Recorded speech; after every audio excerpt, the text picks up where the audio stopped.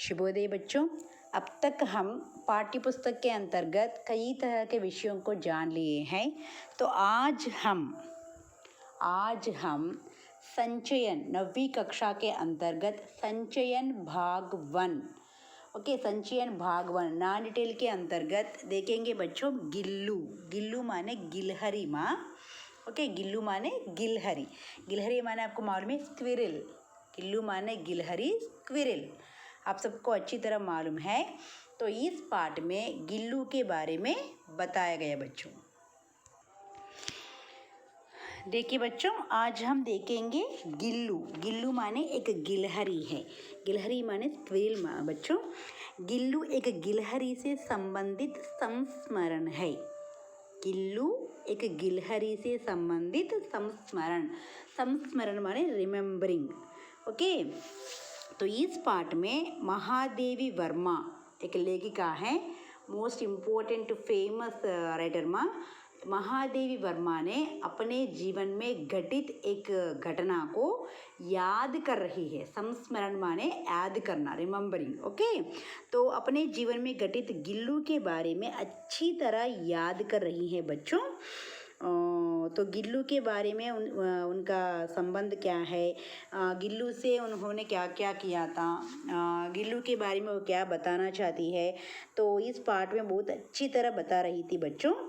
तो देखिए बच्चों, गिल्लू के बारे में आज हम कुछ विषयों के बारे में देख लेंगे। ये देखिए बच्चों, महादेवी वर्मा के घर में एक पौधा है। क्या पौधा है? सोनजूही नामक एक पौधा है। सोनजूही, इसको तेलुगु में हम कहते हैं संपेंगा। आप सबको अच्छी तरह मालूम है ना बच्चों। महादेवी वर्मा के घर में सोनजूही नामक एक पौधा है। उसमें एक पीला फूल आया है। फूल देखिए बच्चों, वही पीला फूल। पीला माने येलो कलर, बहुत अच्छी तरह दिखाई दे रहे हैं ना बच्चों। तो उसके घर में सोनजूही संपेंग చెట్టుందమ్మా, దానిలో पीला फूल येलो फ्लावर पुవ్వు ఒకటి పూసింది। उसे देखकर लेखिका के मन में अचानक गिल्लू की याद आ चुका है। समझ में आ गया? उस फूल को देखने के बाद लेखिका के मन में गिल्लू की याद आई। तो गिल्लू इसी हरियाली में, मतलब इस प्रकार के हरियाली की तरह दिखाने वाले पौधों में, पेड़ों में हमेशा बैठा करता था। परंतु वो आज तो मर चुका है। वो आज तो मर चुका है, इसलिए क्या हो गया, वो आज तो मर चुका है, इसलिए उस फूल को देखने के बाद उनके मन में गिल्लू की याद आई। तो कैसे याद आई अब हम देखेंगे बच्चों। देखिए माँ, सोनजूही में आज एक पीली कली लगी। अभी दिखाई ना, सोनजूही माने क्या है? संपेंगा। इसे देखकर अनायासी उस छोटे जीव का स्मरण हो आ गया। इसका मतलब उस फूल को देखने के बाद महादेवी वर्मा के मन में गिलहरी की याद आई, जो इस लता की सघन हरितिमा में छिपकर बैठता था। तो वो गिल्लू हमेशा इस लता की सघन हरितिमा, मतलब उस ग्रीनरी क्रीपर में हमेशा इधर उधर बैठकर चिल्लाता रहता था, घूमता रहता था। और फिर मेरे निकट पहुंचते ही कंधे पर कूदकर मुझे चौंका देता था। फिर मेरे निकट पहुंचते ही దాని దగ్గరికి వెళ్ళంగానే కంధे पर कूदकर ఒక్కసారిగా దూకి मुझे चौंका देता था, टेंशन కలిగిస్తుందన్నమాట।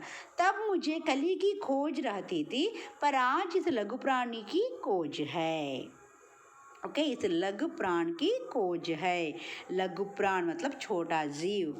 क्योंकि आज वो लघु जीव नहीं है, इसलिए उस फूल को देखने के बाद महादेवी वर्मा को क्या आ गया, गिल्लू के बारे में याद आया।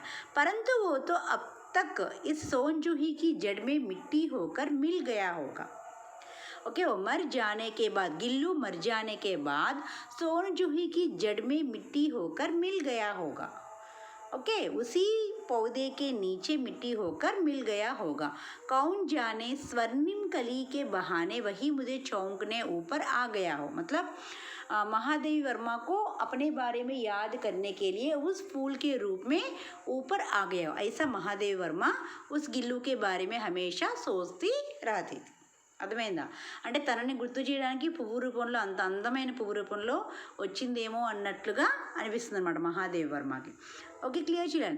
अचानक एक दिन सवेरे कमरे से बरामदे में आकर मैंने देखा।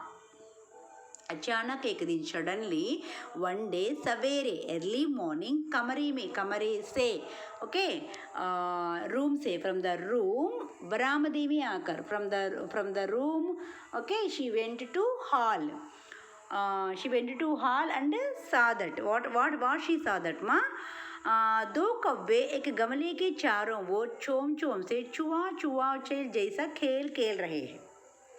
दो कौवे गमले ఏంటి తెలుసు కదమ్మా फ्लावर वाच गमले से चारों ओर चोम से चुवल मतलब चुपके से छूकर चुप जाना और फिर चूना चुपके से छूकर चुप जाना।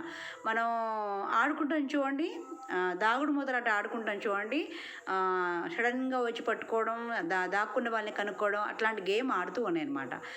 यह काक बुशुड़ी भी विचित्र पक्षी है एक साथ समादरित अनादरित अति सम्मानित अति अवमानित।